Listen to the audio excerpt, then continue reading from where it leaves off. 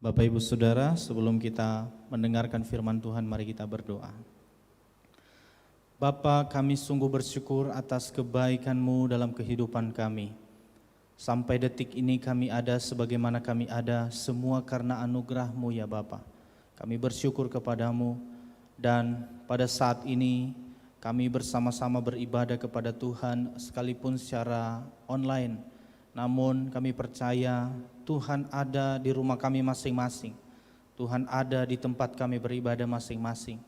Dan biarlah firman-Mu yang sebentar akan kami dengar dapat menuntun jalan kami, dapat menguatkan setiap kami, bahkan menegur setiap kami, sehingga kami benar-benar taat akan firman-Mu ya Bapa.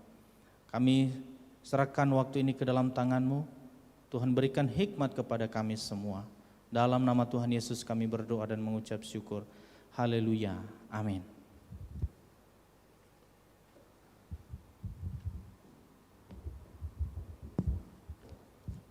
Shalom. Shalom Bapak Ibu yang dikasihi Tuhan. Bagaimana kabar Bapak Ibu semua? Doa dan harapan kami Bapak Ibu senantiasa dalam keadaan sehat, dalam perlindungan Tuhan. Hari ini kita bersama-sama belajar firman Tuhan dengan satu tema, yaitu menyambut kedatangan Tuhan. Seperti yang telah disampaikan Ibu Pendeta tadi, bahwa hari ini adalah merupakan Advent pertama, di mana hari-hari, minggu-minggu ke depan ini adalah minggu-minggu kita menantikan kedatangan Tuhan. Nah Bapak Ibu yang dikasihi Tuhan, kita akan bersama-sama merenungkan firman Tuhan di dalam kitab Markus pasal 13 ayat 24 sampai 37. Markus 13 ayat 24 sampai 37, firman Tuhan berbunyi demikian. Tetapi pada masa itu, sesudah siksaan itu, matahari akan menjadi gelap dan bulan tidak bercahaya, dan bintang-bintang akan berjatuhan dari langit dan kuasa-kuasa langit akan goncang.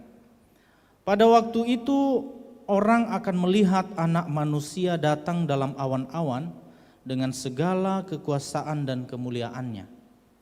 Dan pada waktu itu pun ia akan menyuruh keluar malaikat-malaikatnya dan akan mengumpulkan orang-orang pilihannya dari keempat penjuru bumi, dari ujung bumi sampai ke ujung langit. Tariklah pelajaran dari perumpamaan tentang pohon ara. Apabila ranting-rantingnya melembut dan mulai bertunas, kamu tahu bahwa musim panas sudah dekat. Demikian juga jika kamu lihat hal-hal itu terjadi, ketahuilah bahwa waktunya sudah dekat, sudah diambang pintu. Ayatnya yang ke-30, Aku berkata kepadamu, sesungguhnya angkatan ini tidak akan berlalu sebelum semuanya itu terjadi. Langit dan bumi akan berlalu, tetapi perkataanku tidak akan berlalu. Tetapi tentang hari atau saat itu tidak seorang pun yang tahu, malaikat-malaikat di surga tidak, dan anak pun tidak, hanya Bapa saja. Hati-hatilah dan berjaga-jagalah, sebab kamu tidak tahu bila manakah waktunya tiba. Dan halnya sama seperti seorang yang berpergian, yang meninggalkan rumahnya dan menyerahkan tanggung jawab kepada hamba-hambanya masing-masing dengan tugasnya, dan memerintahkan penunggu pintu supaya berjaga-jaga. Karena itu berjaga-jagalah, sebab kamu tidak tahu bila manakah tuan rumah itu pulang, menjelang malam, atau tengah malam, atau larut malam, atau pagi-pagi buta. Supaya kalau ia tiba-tiba datang, jangan kamu didapatinya sedang tidur. Apa yang kukatakan kepadamu, kukatakan kepada semua orang, berjaga-jagalah. Bapak Ibu yang dikasihi Tuhan, sesuai dengan tema pada hari ini yang diberikan oleh PGI adalah kesiapan menyambut kedatangan Tuhan. Bapak Ibu yang dikasihi Tuhan, sebentar lagi kita akan bersama-sama memperingati hari di mana Tuhan Yesus datang ke dunia. Tuhan Yesus lahir di dunia yaitu hari Natal. Dan inilah yang merupakan hal yang luar biasa di mana Tuhan menunjukkan kasih-Nya kepada dunia, kepada kita semua, di mana Bapa mengutus anaknya yang tunggal untuk datang ke dunia menebus dosa kita. Dan ini sudah beratus bahkan ribu tahun kita memperingati kedatangan Tuhan ini, yaitu Natal. Tapi Bapak Ibu, di dalam teks yang kita baca ini, kita berbicara tentang bukan kedatangan Tuhan Yesus pada waktu Natal, tapi kita berbicara tentang kedatangan Tuhan Yesus yang kedua kali. Ya. Kita berbicara tentang kedatangan Tuhan Yesus yang kedua kali. Nah, yang menjadi pertanyaan adalah, kapan Tuhan datang kedua kali?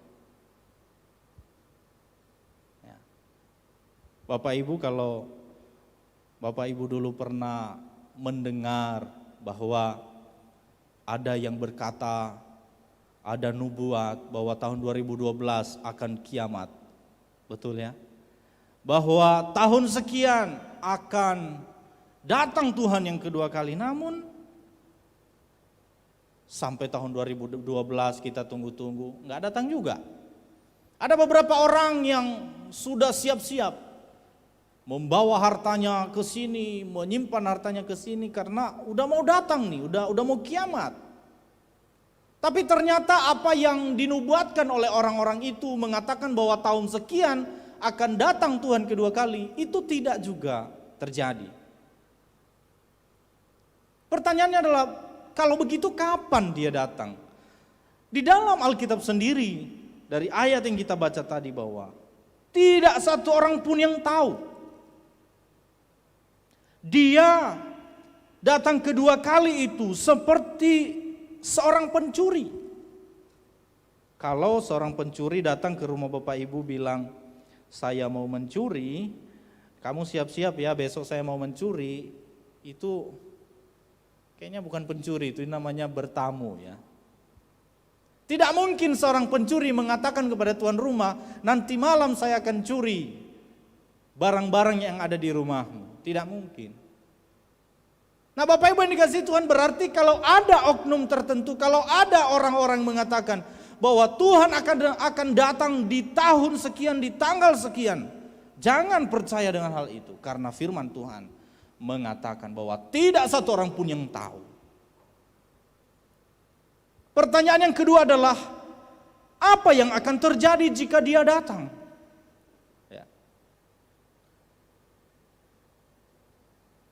Apakah kedatangan Tuhan Yesus yang kedua kali ini merupakan hal yang kita nanti-nantikan dalam kehidupan kita, atau suatu hal yang menakutkan dalam kehidupan kita? Bapak Ibu yang dikasihi Tuhan, mari kita lihat apa yang akan terjadi jika Tuhan Yesus datang kedua kali. Yang pertama adalah membalas setiap orang sesuai dengan perbuatannya. Membalas setiap orang sesuai dengan perbuatannya. Firman Tuhan berkata, sebab anak manusia akan datang dalam kemuliaan Bapanya, diiringi malaikat-malaikatnya, pada waktu itu ia akan membalas setiap orang menurut perbuatannya. Yang kedua, yang akan terjadi adalah memisahkan orang yang baik dan yang jahat. Apabila anak manusia datang dalam kemuliaannya dan semua malaikat bersama-sama dengan dia, maka ia akan bersemayam di atas tahta kemuliaannya, lalu semua bangsa akan dikumpulkan di hadapannya, dan ia akan memisahkan mereka daripada seorang, sama seperti gembala memisahkan domba dari kambing, dan ia akan menempatkan domba-domba di sebelah kanannya dan kambing-kambing di sebelah kirinya. Pada waktu Tuhan datang kedua kali akan terjadi pemisahan ini, Bapak Ibu. Pertanyaannya adalah, kita berada di mana? Ya. Kita sebagai domba atau kita sebagai kambing? Yang ketiga adalah menghakimi semua orang. Sesungguhnya Tuhan datang dengan beribu-ribu orang kudusnya, hendak menghakimi semua orang dan menjatuhkan hukuman atas orang-orang fasik. Bapak Ibu yang dikasihi Tuhan, perlu kita ketahui bahwa pada waktu Tuhan Yesus datang kedua kali, tidak ada lagi kesempatan bagi kita untuk berubah. Jadi kalau Tuhan Yesus datang kedua kali di waktu yang kita tidak duga-duga, terus datang kita dalam kondisi berbuat dosa, maka tidak ada lagi kesempatan bagi kita untuk mengatakan, Tuhan, bisakah Tuhan datang 2 minggu lagi, saya mau rubah dulu hidupku ini. Tidak ada waktu. Maka Bapak Ibu yang dikasihi Tuhan, sesuai dengan tema pada hari ini bahwa kesiapan kita menyambut kedatangan Tuhan. Pertanyaan besar bagi kita, sudahkah kita siap? Kalau Tuhan sendiri mengatakan bahwa tidak seorang pun yang tahu kapan saya datang kedua kali, maka Bapak Ibu bisa dikatakan bahwa sebentar sore bisa saja Tuhan datang kedua kali. Besok, lusa, minggu depan, 1 bulan lagi, dia bisa datang kapan saja tanpa kita duga-duga. Bapak Ibu Saudara yang dikasihi Tuhan, maka kita sebagai orang-orang Kristen dalam menyambut kedatangan yang kedua kali, yang pertama dikatakan di pasal 13 ayat 33, hati-hatilah. Bahkan di pasal 13 ayat 23 juga dikatakan di situ bahwa hati-hatilah kamu, aku sudah terlebih dahulu mengatakan semuanya ini kepada kamu. Di dalam konteks ini, kenapa di sini Tuhan Yesus mengatakan kepada murid-muridnya bahwa hati-hatilah? Kenapa? Karena di ayat 21 pasal 13 dikatakan, pada waktu itu jika orang berkata kepada kamu, lihat Mesias ada di sini, atau lihat Mesias ada di sana, jangan kamu percaya. Sebab Mesias-Mesias palsu dan nabi-nabi palsu akan muncul, dan mereka akan mengadakan tanda-tanda dan mujizat-mujizat dengan maksud sekiranya mungkin menyesatkan orang pilihan. Dalam konteks ini, Tuhan Yesus mengajarkan kepada murid-muridnya bahwa hati-hatilah. Kenapa hati-hati? Ada banyak pengajaran-pengajaran palsu yang ingin merasuki anak-anak Tuhan pada saat itu, dan saya percaya juga sampai saat ini ada banyak pengajaran-pengajaran palsu yang tidak sesuai dengan kebenaran firman Tuhan yang berusaha merasuki orang-orang yang percaya kepada Tuhan. Bapak Ibu yang dikasihi Tuhan, kesiapan kita di dalam menyambut kedatangannya adalah kita harus hati-hati. Bahkan di dalam seluruh Alkitab ada banyak sekali dikatakan di situ bahwa hati-hati. Ada beberapa yang saya kutip di sini Bapak Ibu, di dalam Amsal 14 ayat 16 dikatakan di situ bahwa orang bijak itu orang yang berhati-hati dalam melakukan segala sesuatu.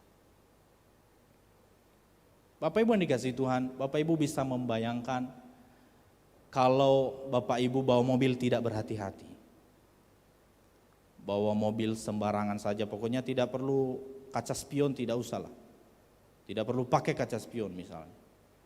Maka Bapak Ibu akan jatuh ke jurang, atau Bapak Ibu bisa menabrak orang lain. Untuk itu kalau kita bawa mobil kita harus hati-hati. Bapak Ibu berjalan misalnya. Bapak Ibu berjalan, untuk apa Bapak Ibu melihat jalan dengan baik? Untuk apa Bapak Ibu berhati-hati berjalan? Supaya Bapak Ibu tidak tersandung, supaya Bapak Ibu tidak jatuh. Nah, orang bijak, orang yang sungguh-sungguh di dalam Tuhan, dia selalu berhati-hati di dalam perkataannya, di dalam perilakunya, dia selalu berhati-hati dalam menyambut kedatangan Tuhan Yesus yang kita tidak tahu kapan dia datang kedua kali. Kita harus hati-hati. Hati-hati dengan hati, hati-hati dengan perbuatan, hati-hati dengan perilaku, hati-hati dengan segala sesuatu yang kita lakukan di dunia ini. Maka saya percaya kalau kita sudah melakukan itu dengan baik, kapanpun Tuhan datang kita siap. Amin. Bapak Ibu yang dikasihi Tuhan, di dalam Yosua juga pasal 1 dijelaskan di situ ketika Yosua menjadi pemimpin. Mulai ada keraguan dalam dirinya, saya masih muda, saya belum punya pengalaman yang luar biasa. Tetapi Tuhan memberikan tanggung jawab yang luar biasa bagi Yosua. Dan perintah Tuhan yang selalu diulang-ulang di pasal 1, di situ dikatakan, bertindaklah hati-hati. Bahkan di dalam Amsal pasal 4 ayat 23 yang sudah tidak asing lagi bagi kita, dikatakan bahwa jagalah hatimu dengan segala kewaspadaan, karena dari situlah terpancar kehidupan. Bapak Ibu yang dikasihi Tuhan, kita harus memikirkan hal ini baik-baik, bahwa ketika kita hidup dalam Kristus, kita tidak bisa sembarangan memperlakukan hidup kita sesuai dengan keinginan kita sendiri. Maka mulailah dari keluarga kita. Mulailah dari diri kita sendiri. Mulailah ketika kita bangun pagi. Ketika bangun pagi membangun persekutuan dengan keluarga. Ketika pergi bekerja di tempat kerja dapat membawa sukacita di sana. Ketika melayani di gereja dapat membawa sukacita juga di sana, membawa damai sejahtera di sana. Ketika dimanapun berada, ketika buka usaha, ketika mempunyai pekerjaan yang luar biasa, di sana orang-orang yang percaya kepada Tuhan harus memperhatikan dirinya dengan bertindak hati-hati. Bapak Ibu yang dikasihi Tuhan, yang kedua adalah dikatakan di ayat 33, dan berjaga-jagalah sebab kamu tidak tahu bila mana waktunya tiba. Bahkan di ayat 36 dikatakan bahwa supaya kalau ia tiba-tiba datang, jangan kamu didapatinya sedang tidur. Maka yang kedua adalah sebagai orang percaya di dalam menantikan kedatangan Tuhan Yesus adalah kita harus berjaga-jaga. Kita harus berjaga-jaga. Di dalam Matius pasal 24 ayat 42 sampai 44 dikatakan begini Bapak Ibu. Karena itu berjaga-jagalah sebab kamu tidak tahu pada hari mana Tuhanmu datang.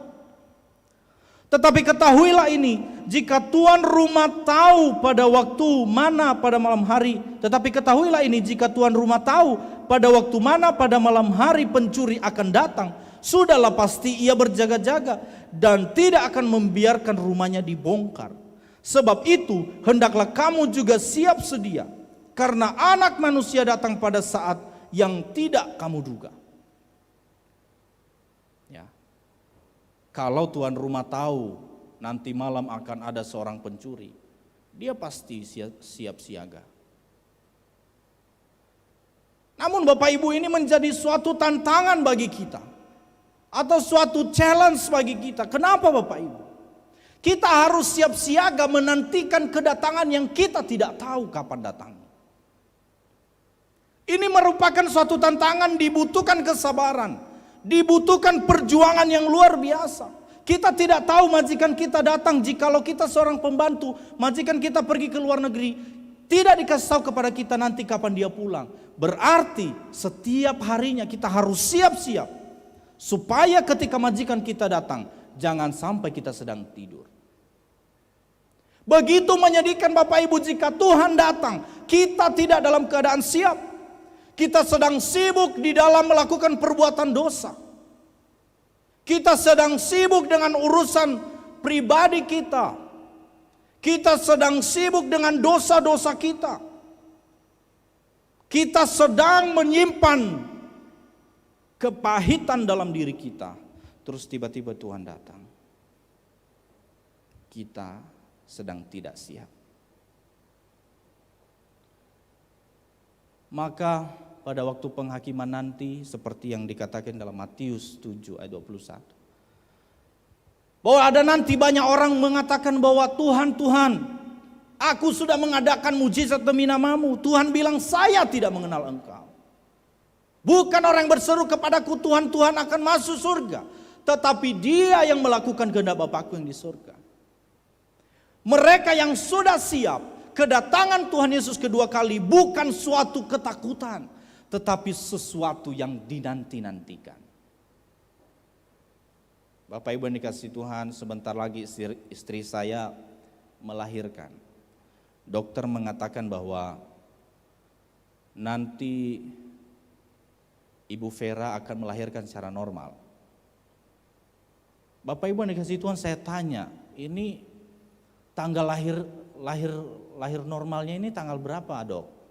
Katanya mulai tanggal 15 Desember sampai tanggal 2 Januari. Sedangkan kalau sesar itu sudah bisa dipastikan tanggalnya sekian, jam sekian. Nah, saudara yang dikasihi Tuhan, ketika melahirkan normal ini karena sesuatu tanggalnya kita tidak ketahui, berarti saya dan istri di rumah harus tetap siap siaga.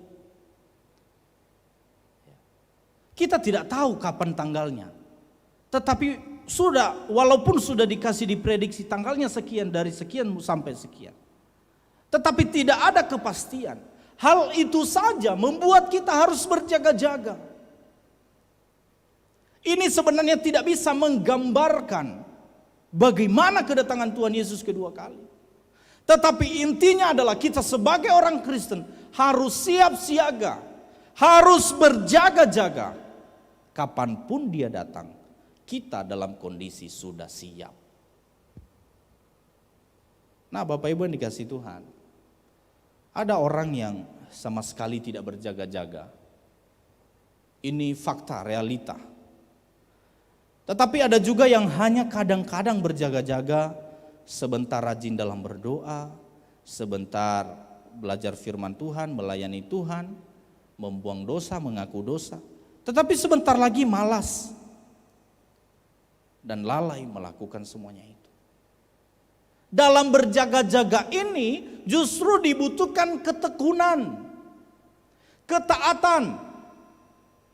Bahwa jangan sampai kita hanya di awal-awal percaya kepada Tuhan Yesus, kita berhati-hati dan berjaga-jaga.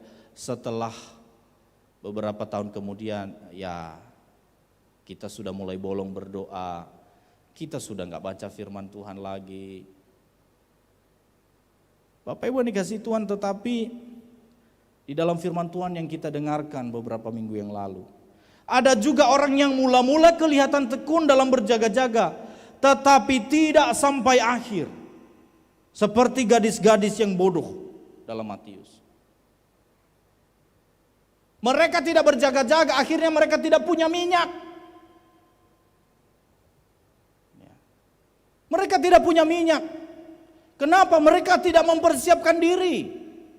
Tetapi yang keempat juga ada orang yang berjaga-jaga senantiasa sampai pada akhirnya. Di situ diberikan perumpamaan di dalam Matius 25 ayat 1 sampai 13, yaitu tentang gadis-gadis yang bijaksana. Mereka benar-benar sudah mempersiapkan diri dengan baik di dalam berjaga-jaga. Nah, Bapak Ibu yang dikasihi Tuhan, kita berada di mana? Kita berada di nomor 1, nomor 2, nomor 3, nomor 4. Ini harus menjadi refleksi kita sebagai orang Kristen. Bapak Ibu yang dikasihi Tuhan, maka kita sebagai orang Kristen dituntut harus berada di dalam keadaan siap siaga. Yang pertama adalah orang percaya harus sedemikian terikat dengan Tuhannya sebagai harta terbesar mereka, sehingga pengharapan dan kerinduan mereka hanyalah kedatangan Tuhan Yesus. Kita boleh mempunyai harta di bumi, kita boleh mempunyai kekayaan yang luar biasa di bumi, tidak salah. Tetapi kita harus ketahui ada harta yang lebih besar dari itu. Makanya Tuhan Yesus mengatakan dalam Lukas 12 ayat 34, bahwa di mana hartamu berada, di situ hatimu berada. Apakah kita menganggap Tuhan kita adalah harta yang paling berharga dalam hidup kita? Atau justru kita menganggap bahwa segala sesuatu yang kita miliki di dunia ini, itulah harta yang paling berharga. Itulah mengapa di dalam Alkitab sering dikatakan bahwa orang kaya sukar masuk surga. Bukan berarti orang kaya tidak masuk surga. Karena seringkali orang kaya melupakan Tuhan dalam hidupnya. Menganggap kekayaannya adalah nomor satu. Menganggap kekayaannya adalah Tuhannya sendiri. Tidak Bapak Ibu. Kita boleh kaya. Kita boleh memiliki segala sesuatu di bumi ini. Tetapi kita harus ingat. Harta kita, kekayaan terbesar kita adalah ketika kita punya Tuhan yang luar biasa. Maka Tuhan harus menjadi prioritas. Kita harus memastikan sedemikian rupa bahwa kita terikat dengan Tuhan kita. Sehingga kedatangan Tuhan Yesus merupakan kerinduan yang luar biasa. Yang kedua adalah orang percaya harus siap menantikan waktu kedatangan Kristus yang tidak diketahui saatnya. Tadi sudah kita bahas bahwa tidak seorang pun yang tahu kapan Tuhan Yesus datang. Oleh karena itu kita harus siap siaga.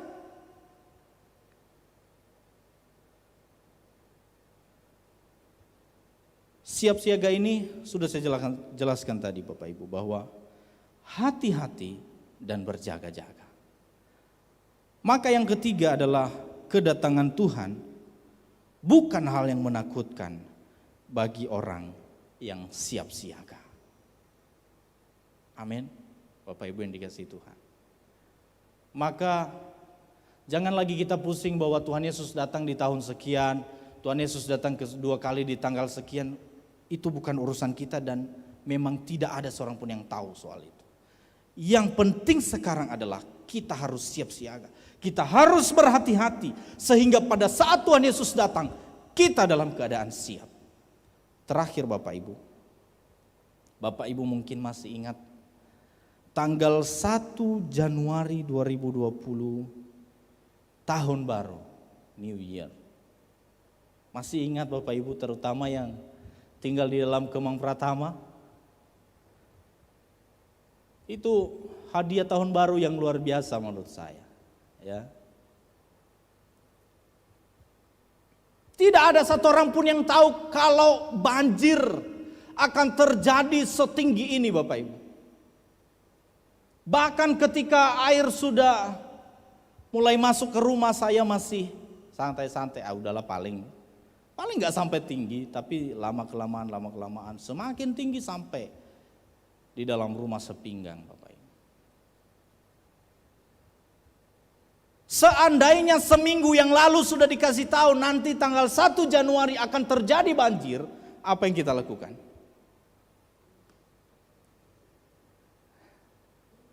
Kita pasti sudah siap, barang-barang kita sudah ungsikan.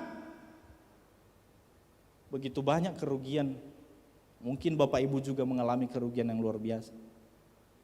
Mobil terendam. Harta saya yang saya miliki, harta saya di rumah adalah buku. Saya dengan istri punya buku yang banyak.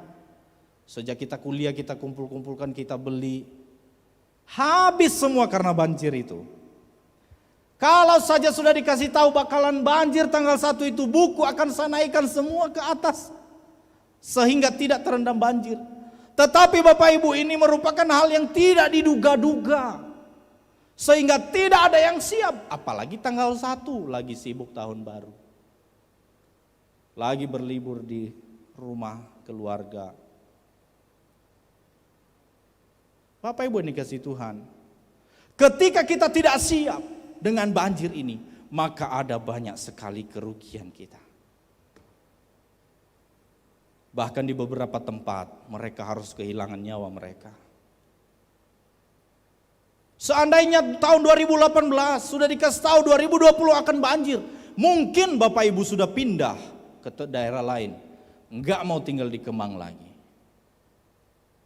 Mungkin Bapak Ibu yang rumahnya cuma 1 lantai, dibuat jadi 2 lantai, parkirannya dibuat di lantai 2 mungkin bisa saja. Mempersiapkan diri. Hal ini tidak bisa juga menggambarkan, tetapi setidaknya memberikan contoh bagi kita bahwa kedatangan Tuhan Yesus di dalam waktu yang tidak kita duga. Dia datang, tidak pernah memberitahu kepada kita. Oleh sebab itu kita harus siap, kita harus dalam keadaan siap, sehingga ketika dia datang, merupakan sukacita yang besar bagi kita. Kenapa Bapak Ibu? Kalau kita dalam keadaan tidak siap, Tuhan tidak mengatakan, ya udah saya balik dulu ya, kamu berubah dulu, nanti saya balik lagi. Gak ada Bapak Ibu, sudah terlambat. Maka kita harus mulai dari sekarang Bapak Ibu. Seakan-akan Tuhan Yesus datang besok. Maka hari ini kita tidak pernah sia-siakan. Besok kita hidup lagi, besok kita melakukan aktivitas kita menganggap bahwa seakan-akan Tuhan Yesus akan datang besok.